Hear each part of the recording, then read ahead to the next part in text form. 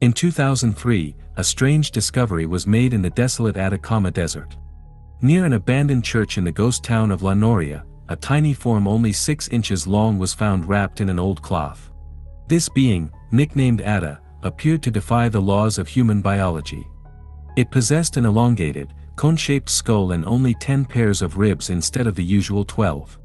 For over a decade, its image fueled a global frenzy, serving as definitive proof for those searching for extraterrestrial life. The skeleton moved from private collections to the center of a massive scientific debate that spanned the globe.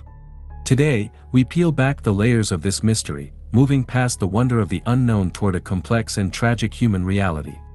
Let's go deep into the well.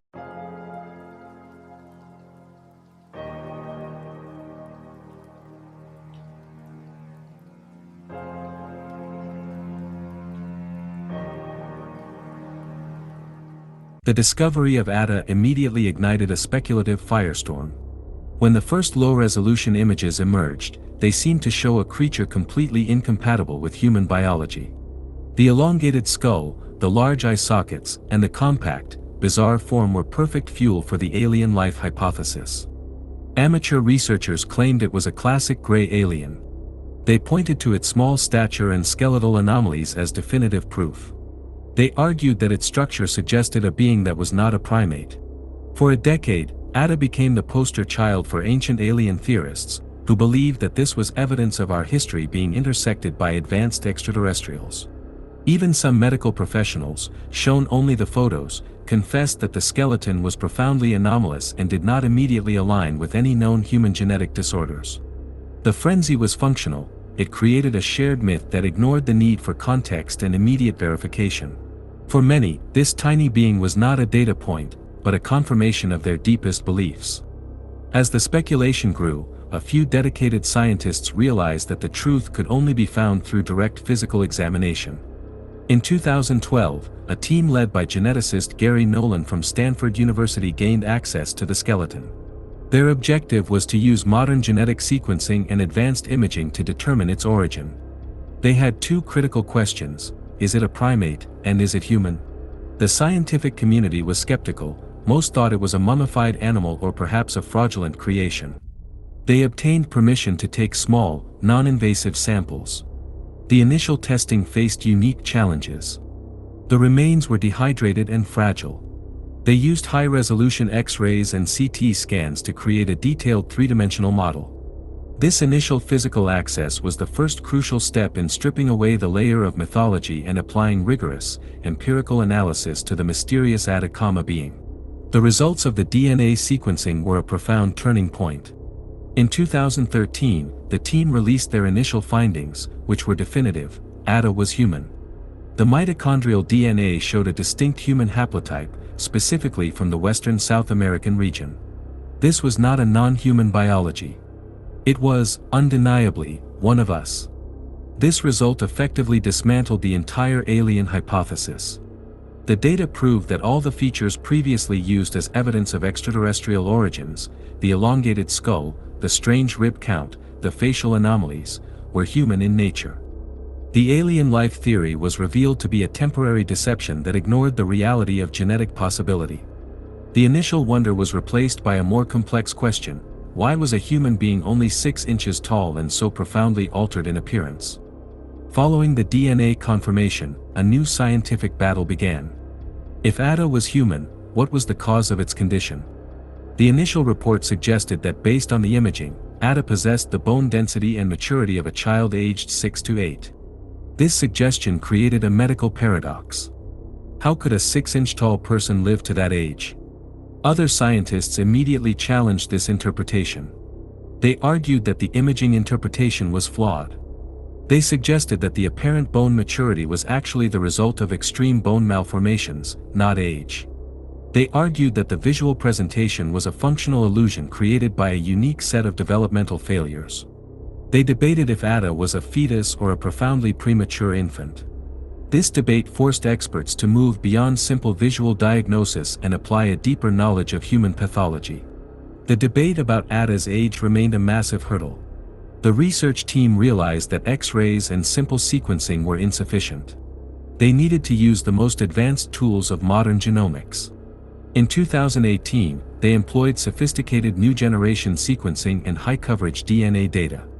They also turned to genetic markers to estimate biological age more accurately.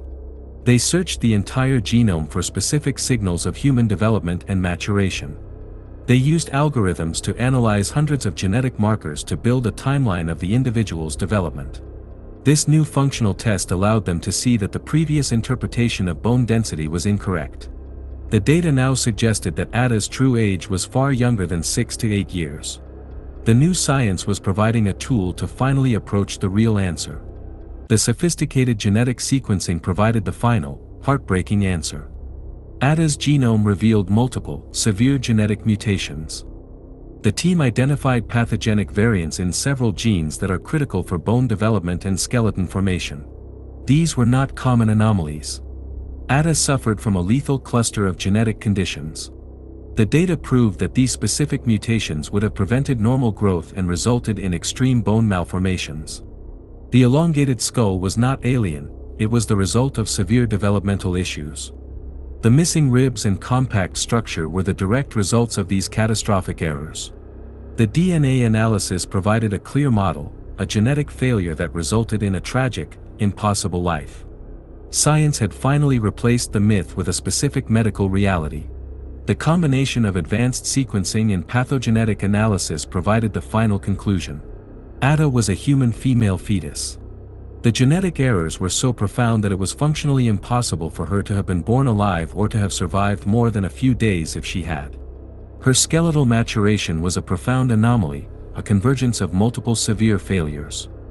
The team argued that she had been misidentified as a child due to unique bone failures that simulated mature bone in an incredibly undeveloped form. This final conclusion shifted the story from cosmic mystery to human tragedy. This was not an extraterrestrial visitor, it was the remains of a microscopic human life, a profound error of nature. The genetic truth, while powerful, ignored the local context. How did Ada end up wrapped in a cloth near a church in the Atacama desert? To find this truth, we must look at the abandoned nitrate mining towns of Chile. These were places of extreme hardship and poverty during the early 20th century. Ada was not ancient, the remains were relatively contemporary. The tiny form was wrapped and placed near the church, likely by a grieving parent in an act of profound despair. In a small, traditional community, a child born with such extreme anomalies would have been a source of immense grief and perhaps fear. It was not a cosmic secret, but a highly specific secret of a family struggling with a domestic tragedy in one of the harshest environments on Earth. The truth of Ada's medical tragedy was quickly buried by the sensationalist community. Despite the genetic and local context proving a human tragedy, the images remained fodder for global speculation. For years, documentaries continued to use Ada's image, ignoring the scientific consensus and the ethical issues of using human remains for entertainment. For them, Ada remained an object of desire, a useful confirmation of alien theories. They used the initial mystery as evidence of a cover-up, ignoring that the reality was based on medical failure and parental grief. This global deception built an audience by deliberately ignoring empirical data. It created a modern myth based on the exploitation of a tiny human being's remains. The story of the Atacama skeleton is a journey into the limits of science and ethics. This tiny being, used to validate cosmic hopes, was actually a profound human failure.